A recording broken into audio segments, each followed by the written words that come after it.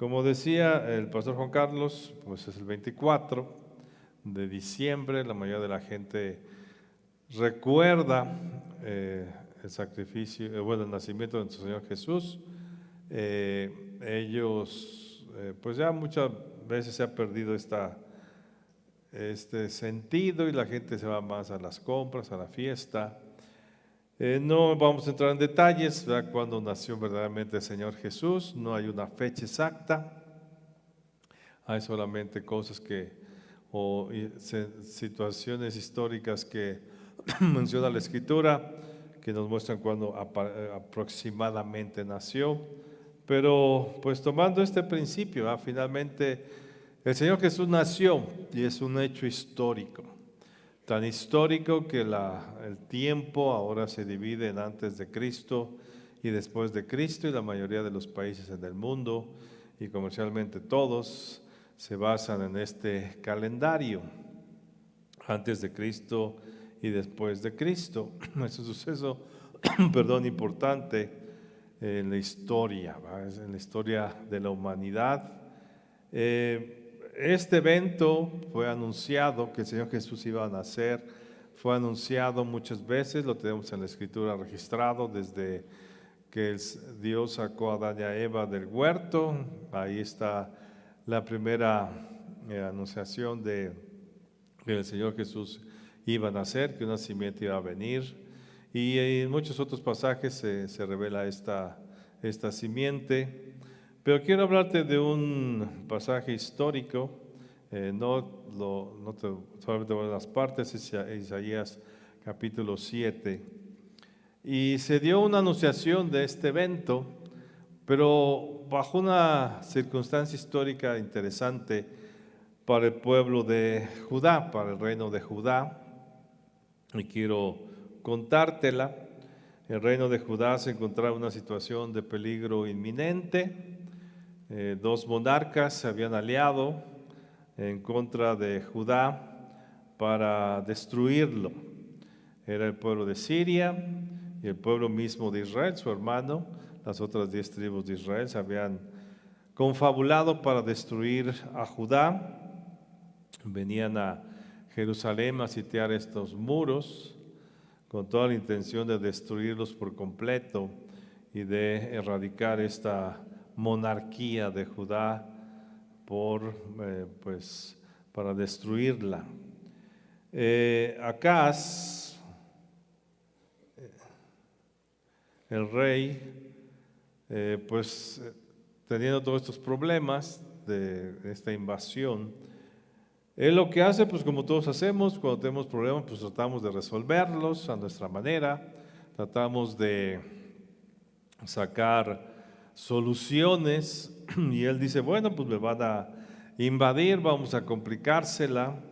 Y entonces, para defender la ciudad, lo que él hace con su ingenio, con la idea que tiene, con su propia sabiduría, trata de cortar el suministro de agua del acueducto que traía suministro a la ciudad, para poner en aprietos a los ejércitos que le estaban invadiendo.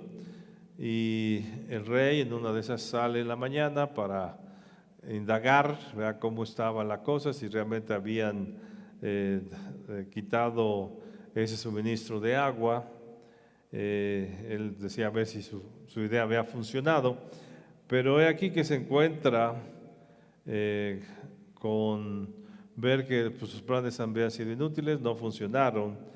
Y ese mismo día se encuentra con el profeta Isaías. Isaías, el profeta, sale a su encuentro y él le da una palabra en esa circunstancia adversa y le dice, no te preocupes, esos 2 cabos de tizón o esas pequeñas carboncitos no van a hacer nada en contra tuya, pues Dios va a destruir por completo esas naciones que se han levantado contra ti. Acá no debe haberse turbado debido a esta invasión por esta palabra, ¿verdad? Debe haberle creído a Dios, pero había incredulidad, ¿verdad?, en su rostro. No creía lo que Dios le estaba dando esa palabra, y a veces nos pasa de esa manera. Creemos que Dios nos va nos dice alguien, no, mira, no te preocupes, confía en Dios, Dios va a hacer algo, Dios dice esto en su palabra y nosotros, pero pues quién sabe si a mí me vaya a pasar. Y él dice, pues podrá ser que Dios me saque de esta situación. Y el Señor, viendo la poca fe que este rey tenía en esa palabra que le había dado, le dice algo importante, que ahora sí que vayamos a Isaías capítulo 7, verso 10. Y entonces Dios le habla a Acaz, Dios mismo le dice esta palabra. Dice, habló también Jehová a Acaz diciendo, pide para ti señal de Jehová tu Dios, demandándola ya sea de abajo, de lo profundo o de arriba, de lo alto. Y respondió Acaz, no pediré y no tentaré a Jehová. Dijo entonces Isaías, ahora oí casa de David. Entonces Dios le dice al rey, bueno, pues pídeme una señal de saber que yo estoy contigo. Pide una señal para que te demuestre lo que yo puedo hacer. Y le da dos opciones. Puedes pedir una señal desde los cielos, algo que acontezca allá en el universo o en la misma tierra. Algo que rompa las leyes físicas, que demuestre que yo estoy contigo. Y pues como en otras ocasiones, Acaz pudo haber dicho, bueno, pues entonces que la sombra se regrese, que es algo imposible allá en el universo, que la tierra se tendría que detener para que eso pasara, o que el cielo se oscurezca, o que la luna ya no dé su resplandor y se vea como sangre, o que las estrellas se caigan, como dice la Escritura que va a suceder en los últimos tiempos. Y mirando físicamente aquí en la tierra, pues él pudo haber pedido que una montaña se traspasara de un lado a otro, que una zarza no se consumiera cuando estaba encendida por el fuego, que un mar se dividiera en dos, o que el agua se convirtiera en vino. O sea, le dice Dios, pídeme. Ya estaban, Dios podía hacer cualquier cosa. Y Dios nos pide así, o sea, a veces nos sentimos, bueno, quiero ver una señal que Dios está conmigo en esta situación que tengo. Pero a veces, o sea, en este caso, por ejemplo, acá ni su fe fue tan fuerte como a poder demandar esa señal. O sea, él dice, no pediré, no tentaré a Jehová, pero pues no había fe en su corazón. O sea, no hubo fe ni siquiera para pedir algo. Y a veces nos pasa a nosotros así, no tengo fe ni para pedir a Dios una demostración de algo. ¿Qué le pido? Porque no creemos que Dios, si del mismo problema que tengo, no creo que Dios pueda resolverlo, pues menos voy a creer algo mucho más fuerte. Pero Dios, y en esa circunstancia, vamos al verso 12, algo sucede. Dice, entonces respondió Acaz, no pediré, no tentaré a Jehová. Dijo entonces Isaías, oíd ahora casa de David, os es poco el ser molestos a los hombres, sino que también os dais a mi Dios. Por tanto, el Señor mismo os dará señal. Entonces Dios dice, bueno, no me pides señal, no tienes la fe suficiente para pedirme una señal de lo que yo puedo hacer y de que yo estoy contigo. Bueno, pues yo te voy a dar una señal. ¿Y cuál es esa señal? Dice, por tanto, el Señor mismo os dará señal. He aquí, la Virgen concebirá y dará a luz un hijo y llamará su nombre Emmanuel.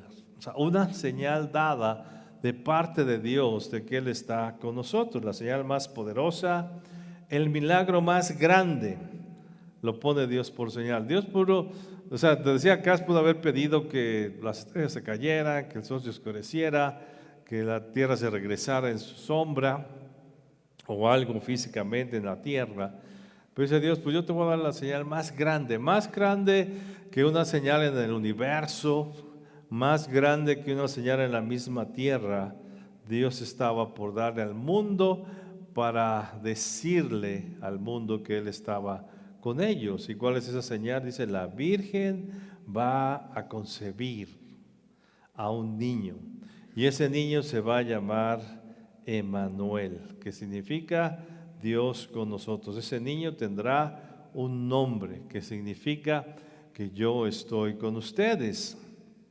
Y entonces Cristo fue concebido y nació. No en ese instante, o sea, tú si sigues leyendo, pareciera que ese niño iba a nacer a los pocos días, pero pues después de esta situación, sí, Dios libró a Acaz, pero no dio ninguna virgen el nacimiento a un niño.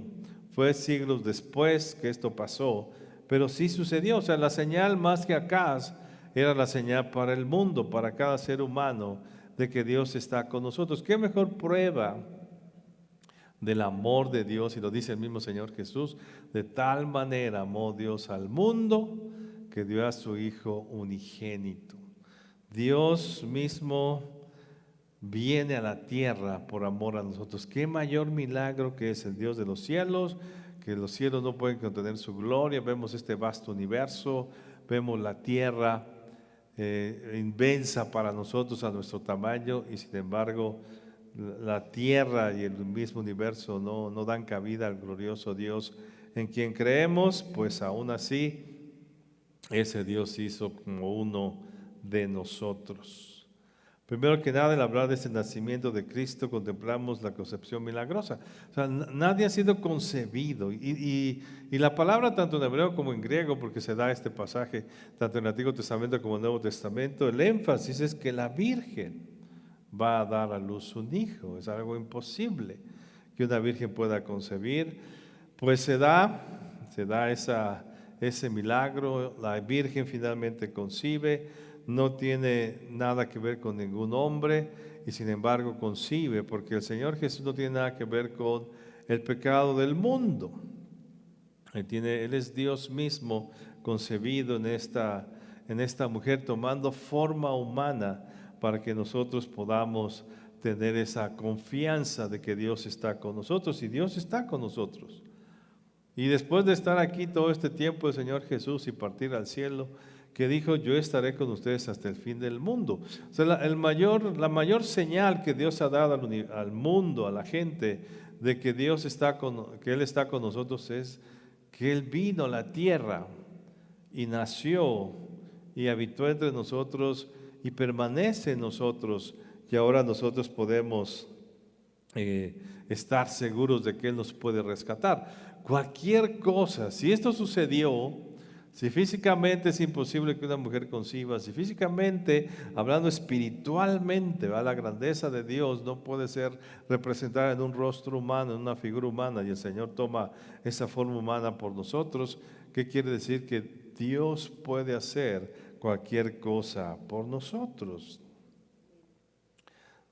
Dios hace este milagro, se hace un ser humano como nosotros, habita entre nosotros para no solamente estar con nosotros, sino para salvarnos. ¿Qué dice la Escritura? La concepción de Jesús es milagrosa, no tiene que ver la carne, porque ¿qué dice la Escritura? Lo que es nacido de la carne es, lo que es nacido del Espíritu, Espíritu es. Y el Señor Jesús nace en una forma espiritual. No hay pecado en Él, no hay flaqueza en Él, no hay esa condición de lo que sucedió por Adán y Eva en su pecado. No se le transmite a Jesús, porque Él no es concebido por la voluntad de un hombre, sino por la voluntad misma de Dios, porque es Dios mismo. ¿Quién puede decir que es limpio si todos hemos sido concebidos en pecado? Tal vez alguien que podamos decir es Adán, que fue concebido por Dios mismo, y nadie hubo concepción alguna antes de él, pero es el que falló juntamente con Eva, y de ahí en fuera no hay otro ser humano más que Cristo, que nació de esta manera. Dios nos da la señal más grande, que Él habite en nosotros. El Dios omnipotente venía a habitar entre nosotros. Esa es la señal. ¿Y qué le dice acá? Pues la Virgen concebirá a un niño y llamarán su nombre Emmanuel, Dios con nosotros. Quiero que vayamos a Colosenses capítulo 2, verso 9. Y hablando del Señor Jesús, ¿verdad? El Señor Jesús no es un profeta más, no es un personaje, un gran maestro, no es solamente alguien que impactó la historia, como muchas personas tal vez lo han hecho, creo que no de la manera que el Señor Jesús lo hizo, pero el Señor Jesús es Dios, esa es la gran diferencia. Y el apóstol Pablo aquí lo describe en Colosenses capítulo 2, verso 9, y él da esta frase: porque en él habita corporalmente toda la plenitud de la deidad. Jesús es Dios. Dios toma una forma corporal. Te voy a leer una versión, la Nueva Traducción Viviente, dice así: pues en Cristo habita toda la plenitud de Dios en un cuerpo humano. O sea, Dios toma un cuerpo humano. Al aceptar a Cristo en nuestra vida, estamos aceptando a Dios en nuestra vida. Dios estuvo con nosotros. El apóstol Juan, cuando empieza su evangelio, pone ese gran misterio. Dice, ¿cómo es? Es increíble, pero Dios vino al mundo. El Verbo se hizo carne.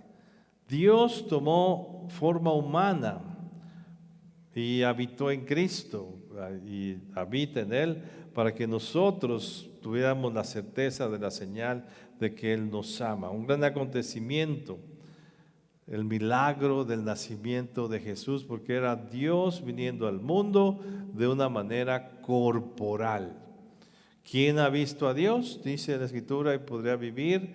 Pues Él toma una forma humana para que nosotros podamos tener la certeza de que Él está con nosotros y que nuestros pecados son perdonados. Por eso el nacimiento de Jesús es descrito en los cuatro evangelios, y principalmente en tres es con detalle. Se habla del nacimiento de Cristo en la tierra. ¿Y qué tiene que ver? ¿Por qué se habla del nacimiento? Porque tiene que ver con nuestra fe. Para poder creer nosotros en lo que ha pasado en nuestra vida, lo que Jesús puede hacer, tenemos que creer cómo fue concebido. Jesús no fue concebido como cualquier persona, sino fue concebido de una forma milagrosa, un gran acontecimiento, una situación más grande que cualquier milagro que podamos ver en el universo o que podamos ver en la tierra. Es que Dios tomó forma humana. Y a ese acontecimiento no había pasado, solamente pasó una sola vez. Jesús nació solamente una vez en la tierra. Dios toma circunstancias especiales y usa personas simples. El gran acontecimiento, el gran milagro de Dios viniendo a la tierra, siendo concebido corporalmente. ¿Y a quién usa? A José y a María. Dos personas simples, no eran personas reconocidas, no eran personas que tuvieran un gran renombre. ¿A quién se les anuncia ese hecho? Un gran acontecimiento, estaban pasando cosas especiales, la tierra misma iba a ser impactada por este nacimiento, la salvación venía al mundo a través de Cristo. ¿Y quiénes se dieron cuenta? Poca gente. El evento más importante de la historia, y poca gente lo notó. Y fueron los pastores a quienes los ángeles les anunciaron. Otra vez pastores sencillos, simples. Gente no con grandes estudios teológicos o técnicos o de sabiduría. Y aún los mismos sabios, los famosos magos que vienen a ver al Señor Jesús, pues son personas que ni sus nombres se mencionan en la Escritura. Muchas profecías se cumplieron en ese momento. Gente sencilla. ¿Sabes? Dios usa la simpleza, porque el Evangelio debe ser tan sencillo que cualquier persona lo debe comprender. No tiene que ser algo complicado, sofisticado, científico, que solamente ciertas mentes lo pudieran aceptar, sino el nacimiento, algo tan glorioso, ¿verdad? Como es Dios toma forma corporal. Teológicamente podríamos hacer grandes estudios, aún mucha gente en la teología está discutiendo cómo es ese nacimiento de Jesús, y pueden poner a discusiones si era Dios o no era Dios, o si Jesús ya había existido o solamente existió en ese momento, ya es una creación hecha por Dios. Todo esto puede aún teológicamente ser discutido, pero ahí está marcado: Dios se hace hombre. No es tan difícil de comprender, pero tan simple de aceptar. Entonces, ¿qué hace? Gente simple, sencilla. ¿Qué nos dice el apóstol Pablo? ¿Quiénes han sido llamados al Evangelio? Pues gente simple, sencilla, dice la Escritura. No somos en la iglesia gente especial, sofisticada, científicos, gente sencilla, porque es la manera en que nosotros podemos entender el Evangelio de manera sencilla. Y Dios usa gente simple, que no tiene complicaciones en su mente o no trata de entender las cosas científicamente o teológicamente, sino simplemente acepta órdenes, indicaciones y las sigue, como estos pastores. Muchas profecías se cumplieron con su nacimiento. Dios, vemos, decía, había anunciación de las cosas o de la manera en que Jesús iba a nacer, y se cumplieron. Y lo interesante es ver cómo Dios puede usar a una de las personas más sofisticadas y sin que se den cuenta para hacer su voluntad. Y vamos a Lucas capítulo 2, verso 1. Y aquí acontece algo. Dios usa al emperador más importante de ese tiempo, César Augusto, el personaje más relevante en la historia de ese tiempo, la persona más importante históricamente de ese tiempo, y Dios lo utiliza sin que él se dé cuenta para que se cumpliera la profecía que se había dado acerca del Señor Jesús. Y ve lo que dice Lucas capítulo 2, verso 1. Aconteció en aquellos días que se promulgó un edicto de parte de Augusto César, que todo el mundo fuese empadronado. Este primer censo se hizo siendo Cireneo gobernador de Siria, e iban todos para ser empadronados, cada uno a su ciudad. Y José subió de Galilea, de la ciudad de Nazaret, a Judea, a la ciudad de David, que se llama Belén, por cuanto era la casa de la familia de David, para ser empadronado con María su mujer, desposada con él, la cual estaba encinta. ¿Sabes? El Señor puede mover a la persona más importante para hacer su voluntad. Esa es la certeza que debemos tener. Cada vez que tú le pides algo a Dios, cada vez que Dios te ha prometido algo, si es necesario mover gente importante, Dios la va a mover. Dios no tiene problema para mover a la gente más importante para que su voluntad se haga en tu vida. Si se requiere que, fíjate, José y María vivían en una ciudad diferente. Ellos ni idea de todas las cosas que estaban aconteciendo. Pues entonces, para moverlos del lugar, Dios hace que un hombre, y el más importante de ese tiempo, se le ocurre en su mente, pareciera que fue una ocurrencia de él, y dice, voy a empadronar a la gente de todo el reino. Y van a tener que volver a sus casas. Y esa idea que Dios puso en este hombre fue necesaria o usada por Dios para que se cumpliera la profecía de que Jesús iba a nacer en Belén. Al personaje más importante. Esa es la certeza que puedes tener. ¿Qué tiene que mover Dios para que su voluntad se haga en tu vida, para que tú recibas un milagro? Dios va a mover a quien sea, y puede mover a quien sea para que su voluntad se haga en tu vida. Porque Dios tiene en su mano todo el control. Entonces esa es la certeza que podemos tener. Ya vimos el acontecimiento del nacimiento de Jesús, ya vimos la señal, ya está ahí, el Señor Jesús ya nació. ¿Qué otra cosa? Dios puede hacer cualquier otra cosa para que Dios haga su voluntad en tu vida. Y verso 6 dice, y aconteció que estando ellos ahí, se cumplieron los días de su alumbramiento, y dio a luz a su hijo primogénito, y lo envolvió en pañales y lo acostó en un pesebre, porque no había lugar para ellos en el mesón. El milagro más importante, la gente no se daba cuenta de lo que iba a pasar. La gente más simple y sencilla fue la que se dio cuenta. Dios mueve el corazón del personaje más importante de ese tiempo con la mayor autoridad para que la profecía se cumpliera, que Jesús iba a nacer en Belén. ¿Y dónde nace el Señor Jesús? En un establo. En un establo, entre animales y mal olor. ¿Has ido a algún establo? Creo que todos hemos ido.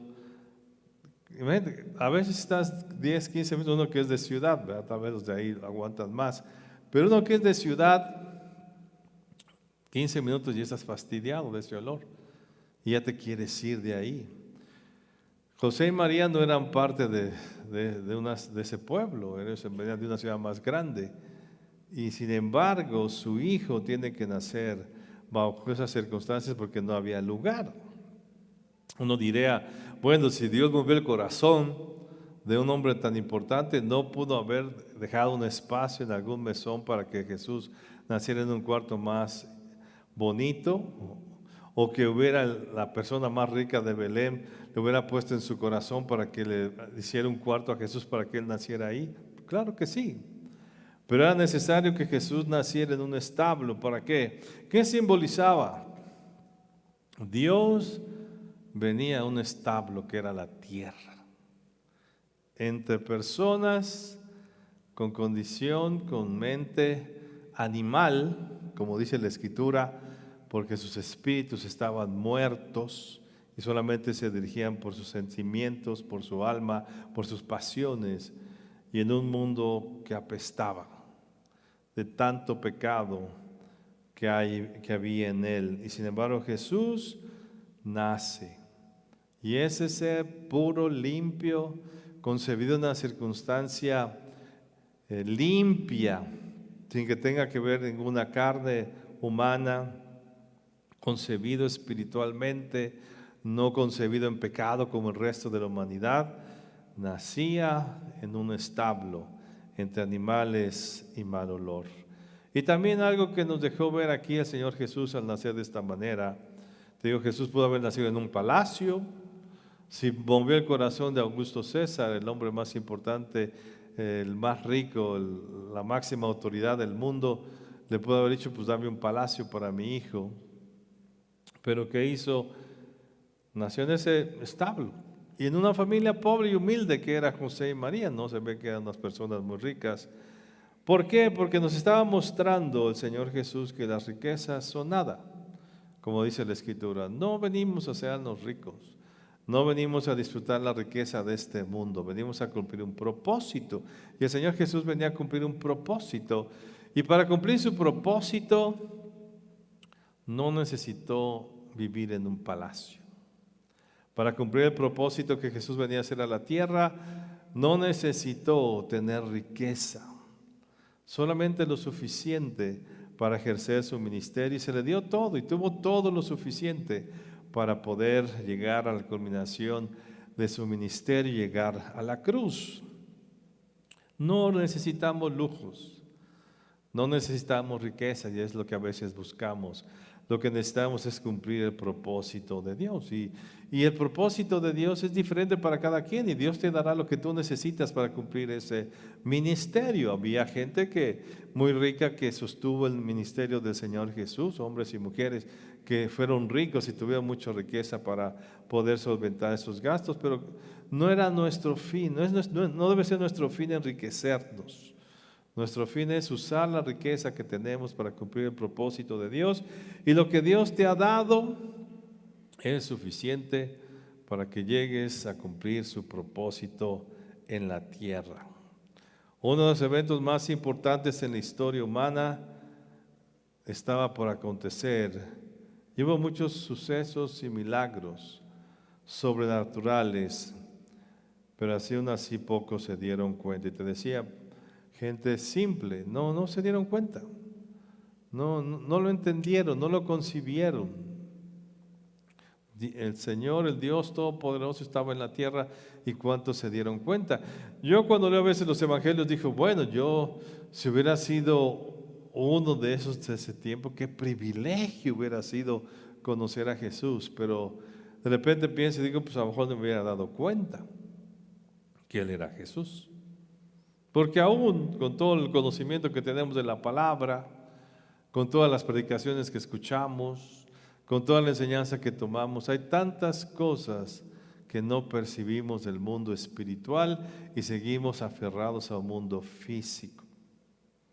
Porque no entendemos las maravillas espirituales que han pasado en nuestra vida. Entonces, si hubiéramos nacido en el tiempo de Jesús, tal vez seremos esos muchos que lo vieron pasar y no se dieron cuenta. Imagínate aquellos que vieron a Jesús, tuvieron la oportunidad de oírle, pasaron donde estaba Jesús, lo vieron, escucharon un poquito y dijeron, no me interesa. Y se fueron. Muchos, ¿verdad? No, muchos no oyeron a Jesús, no le hicieron caso. Imagínate cuando murieron y llegaron al cielo, o llegaron ahí al juicio y dijeron, qué desperdicio. Pude haber conocido a Jesús en la tierra y no lo conocí. Pues cuántas cosas estás desperdiciando de tu vida espiritual en la tierra.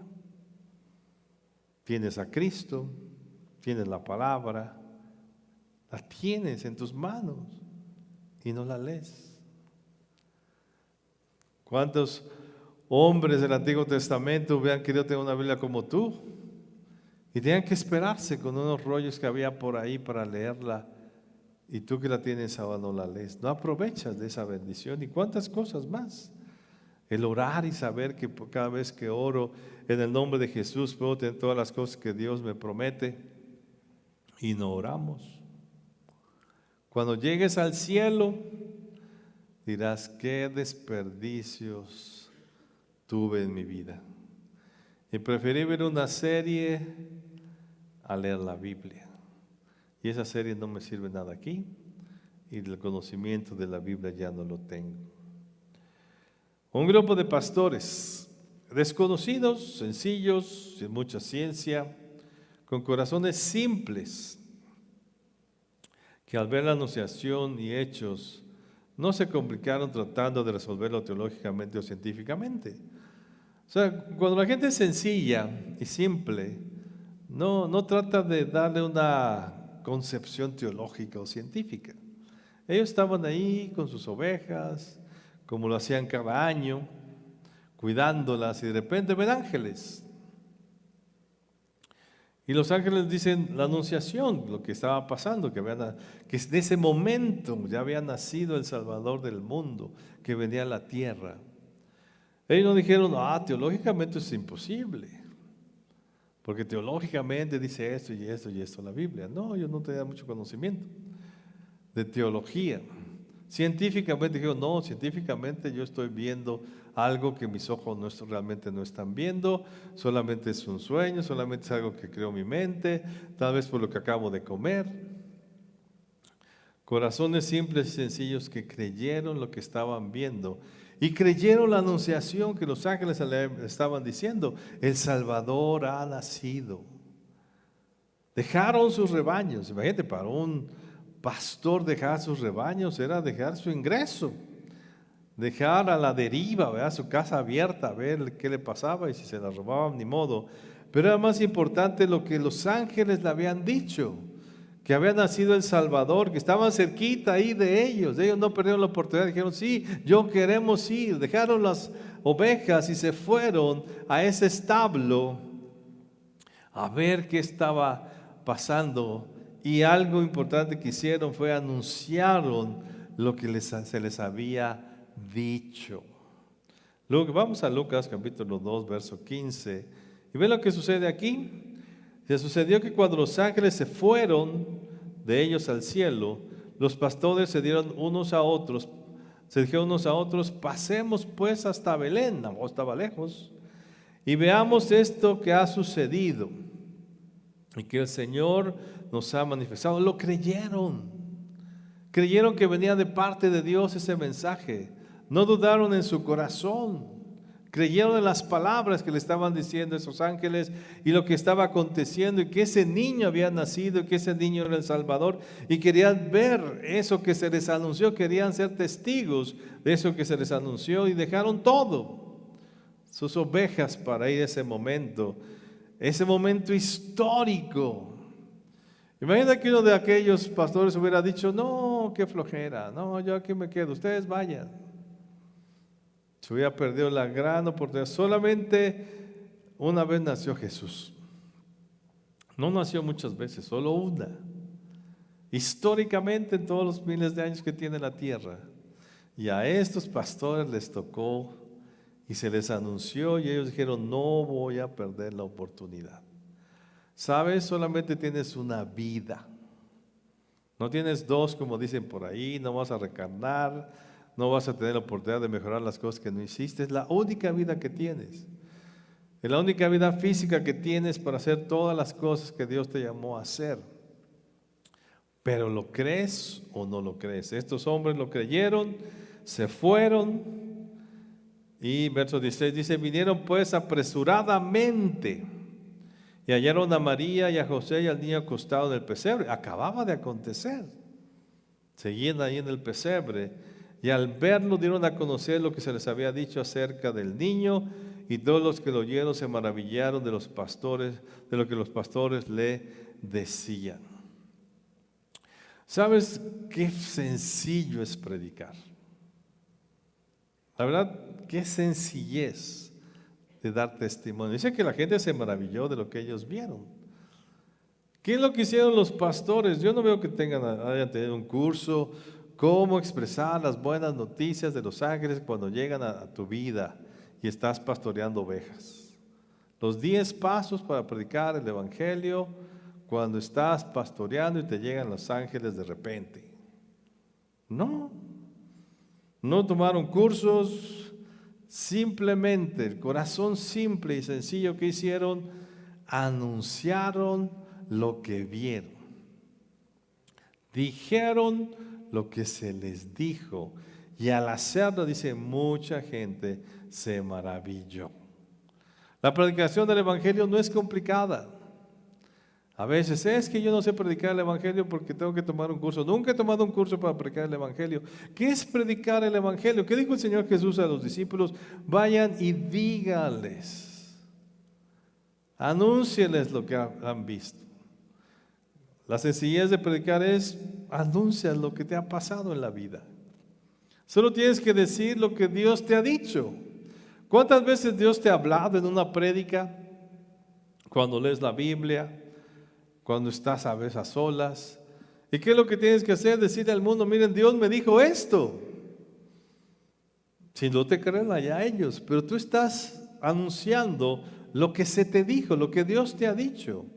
Lo que Dios ha hecho con tu vida, lo que hicieron estos pastores es que acabamos de ver. ¿Por qué está registrado en los evangelios? Porque ellos contaron toda la historia.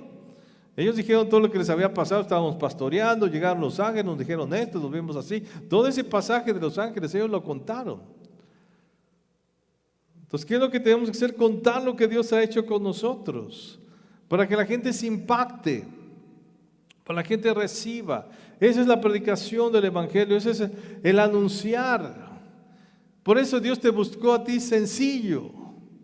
Pero cuando tú ya te pones en una posición muy alta, es que yo soy muy teólogo y empiezo a explicarle a la gente como teológicamente este mensaje y ni tú te entiendes. Así no se predica el evangelio, es con sencillez. Simplemente di lo que Dios te dijo. Simplemente di lo que Dios ha hecho contigo. Eso es lo que tenemos que anunciar a todo el mundo. Y muchos se van a maravillar, muchos no. Pero muchos sí. Así se predica el evangelio. Algo tan glorioso, tan grande como el nacimiento de Cristo y su obra redentora, se anuncia de manera sencilla por gente sencilla. Porque nosotros somos gente simple. Tal vez tenemos cierto conocimiento, Dios nos permite ciertas revelaciones, pero seguimos siendo los simples de siempre. Y así debemos anunciar. Por eso la gloria siempre será para Cristo. Él es el importante, nosotros somos los sencillos. No siempre cuando predicaban los apóstoles, ¿a quién escogió el Señor Jesús? ¿A qué apóstoles sencillos? Ya después ahí llamó a Pablo. Pero no, la gente se admiraba de Pablo y Pedro y Juan. Dicen, pues estos son los del vulgo, son los simples. Y hablan de esta manera porque cuando tú abres tu boca, Dios te respalda. Eso es lo que Él dijo. Ve y anuncia lo que Dios ha hecho contigo. Jesús nació, es un evento histórico, una sola vez, pero nació, es real. Pero sabes, nació, digamos, en un sentido. Más bien tú naciste también cuando conociste a Cristo. Y ahí tu vida cambió. Y eso es lo que tienes que anunciar, lo que Dios ha hecho contigo. ¿Qué hacemos en esta Navidad? ¿Solo comer? ¿Darnos regalos? Pues no que estamos recordando el nacimiento de Cristo. Pues anúncialo. Y anuncia cómo Dios alumbró tu vida. Y cómo tú naciste también una vez de nuevo, espiritualmente, sin pecado.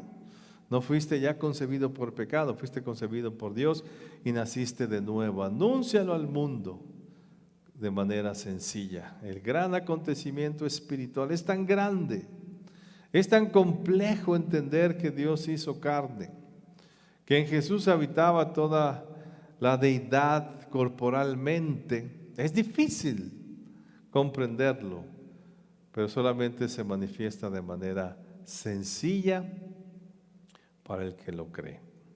Amén. Cierra tus ojos un momento. ¿Qué harás una Navidad más? Cierra tus ojos. Una Navidad más. Que el mundo habla de Jesús. ¿Qué harás tú? ¿Qué vas a anunciar? Y sabes, este hecho histórico es tan relevante y tan importante que no lo debemos recordar solamente una vez al año, debemos recordarlo siempre, cada día. Jesús nació. Dios, el Dios Todopoderoso, tomó forma corporal y habitó entre nosotros. Emmanuel, Dios con nosotros. ¿Qué señal le dijo Dios a Acaz? ¿Sabes, Acaz? No me pediste señal, pero yo te la voy a dar. La Virgen concebirá un niño con el nombre Emmanuel, porque yo voy a bajar a la tierra, como lo he dicho, y habitaré entre ustedes. Esa es la señal de que yo voy a defenderte, de que yo te voy a sostener, de que vas a permanecer. ¿Cuál es tu seguridad de que vas a permanecer en esta tierra? ¿Cuál es tu seguridad de que vas a salir adelante en tus problemas? ¿Cuál es tu seguridad de que vas a sanar de cualquier enfermedad? ¿Cuál es tu seguridad de que cuando pases de esta tierra vas a ir al cielo? Hay una señal que Dios la puso, ni siquiera la pedimos, y es que la Virgen concebiría a un niño y su nombre sería Emmanuel. Dios con nosotros ya pasó, ya sucedió. Acaz tuvo que creer algo que iba a acontecer en el futuro. Nosotros solamente creemos algo que ya pasó, ya sucedió. Jesús ya nació. Ahí está el registro en la historia. Tan es así que estamos viviendo ahora después de Cristo. Esa es la evidencia. Pero la evidencia mayor es que Jesús habita en ti y te ha dado vida eterna. Anúncialo. Anuncia que Jesús nació. Anuncia también que Jesús murió y resucitó. Anuncia las buenas noticias, que en Él hay perdón de pecados, de una manera sencilla, simple, sin complicaciones teológicas ni científicas. Señor, el mundo celebra supuestamente tu nacimiento, pero muchos se van por otros sentidos, haciendo cosas que nada tienen que ver con tu nacimiento o la anunciación de tu nacimiento. Pero nosotros es algo que recordamos no solamente hoy 24 de diciembre, sino cada instante de nuestra vida, cada segundo, porque el hecho de que hayas estado entre nosotros nos da seguridad. Y saber lo que hiciste por nosotros, Señor Jesús, ver tu vida registrada en esos evangelios nos conforta, que hay una señal que tú pusiste, la señal de que nos vas a salvar, que nos vas a rescatar y nos vas a dar vida eterna. Espíritu Santo, ven y síguelo confirmando en nuestro corazón, en el nombre de Jesús. Amén.